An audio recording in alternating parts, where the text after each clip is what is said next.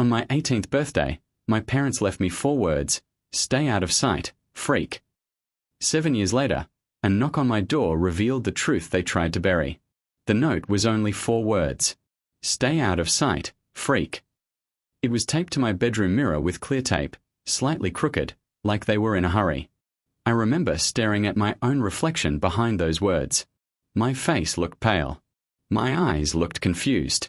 For a second, I thought it was some kind of joke. But the house was too quiet. No sound of my mother in the kitchen. No heavy footsteps from my father. No morning news playing on the TV. Just silence. I walked through every room. Their bedroom closet was half empty. The drawers were cleared out. The framed family photo from the hallway was gone. They didn't just leave for the day. They left me. I stood in the middle of the living room, holding that note in my shaking hand. I read it again and again, hoping the words would change. They didn't. I turned 18 that morning. No cake. No happy birthday. Just that message. I packed a small bag that night. I didn't take much. Just a few clothes and the little money I had saved from fixing bikes around town. Before leaving, I looked at the house one last time. I didn't cry. I think something inside me had already gone numb. 7 years passed like that, quiet, distant, careful. I moved from job to job, town to town.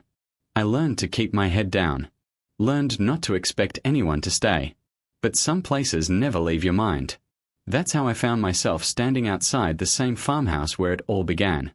The town looked smaller than I remembered. The streets were dusty. The old grocery store signs still flickered. Even the wind felt the same, dry and heavy, carrying the smell of soil and old wood. And there she was. Maya. She stood on the porch with a basket of laundry resting against her hip. The late afternoon sun touched her face, making her hair shine softly. It was shorter now, just above her shoulders. She looked thinner, tired. When she saw me, her body froze. The basket slipped slightly in her hands. For a long second, we just stared at each other. I thought you left, she said quietly. Her voice wasn't angry. It sounded careful. I did, I replied. My voice felt rough, like I hadn't used it in years. But I'm back. The air between us felt tight, like something invisible was pushing against our chests. 7 years ago, she was the only person who ever sat next to me at school. When people whispered freak as I walked by, she would roll her eyes at them and keep talking to me like it didn't matter. She used to say, "They don't know you." Maybe she was the only one who did. But something happened the night of the town festival. After that night, everything changed. She stopped answering my messages, stopped looking at me in the halls. And when the rumors started, she stayed silent. That silence hurt more than the whispers. Now she was standing only a few steps away, but it felt like we were still separated by those 7 years. Neither of us moved. Neither of us ready to say what really broke us. She stepped aside after a moment. "You can come in," she said softly. Her voice was steady, but her fingers were gripping the edge of the door too tightly. I walked past her into the house. The air inside smelled like soap and something warm, maybe bread. It felt lived in. Not fancy. Just simple and quiet. Too quiet. She placed the laundry basket on a chair and wiped her hands on her jeans, even though they weren't wet. "You look different," she said, studying my face. "So do you," I answered. There was so much more I wanted to say. You disappeared. You let them destroy me. You didn't fight for me. But the words stayed stuck inside my chest. She motioned toward the couch. We both sat down, leaving space between us. The distance felt bigger than it should have. "I heard about your parents," she said carefully. "They left a note," I replied. My eyes stayed on the floor. "That's all." Her face changed. Pain crossed it quickly, like she was trying to hide it.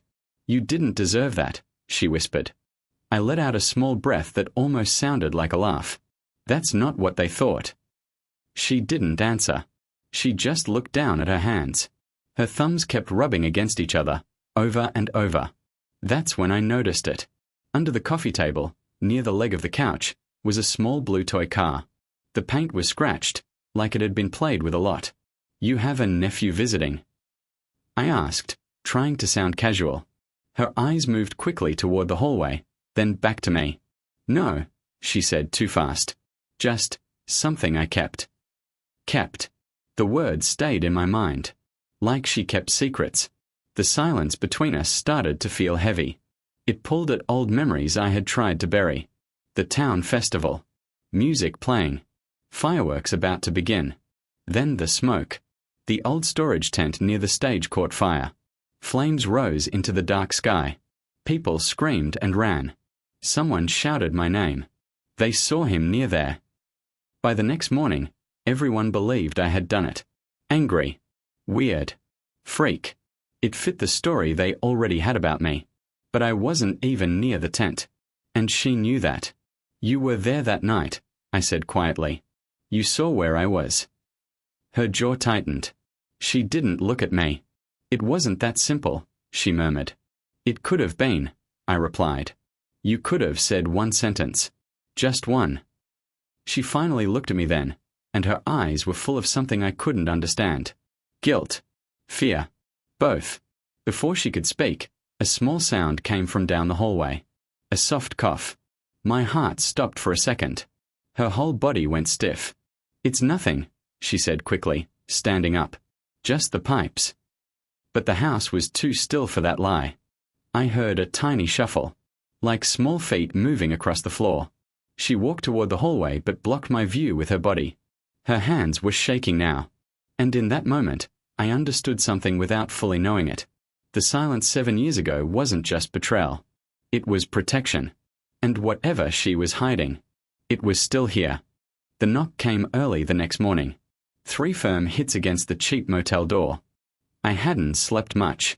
My mind kept replaying the sound from Maya's hallway. The cough. The small footsteps. When I opened the door, a man in a grey suit stood there, holding a leather folder against his chest. He looked clean, serious, out of place in this small town. Are you Daniel Hayes? He asked. Yes. My name is Mr. Carter. I'm the lawyer handling your parents' estate. The word estate felt strange. Too official. Too cold. They're dead.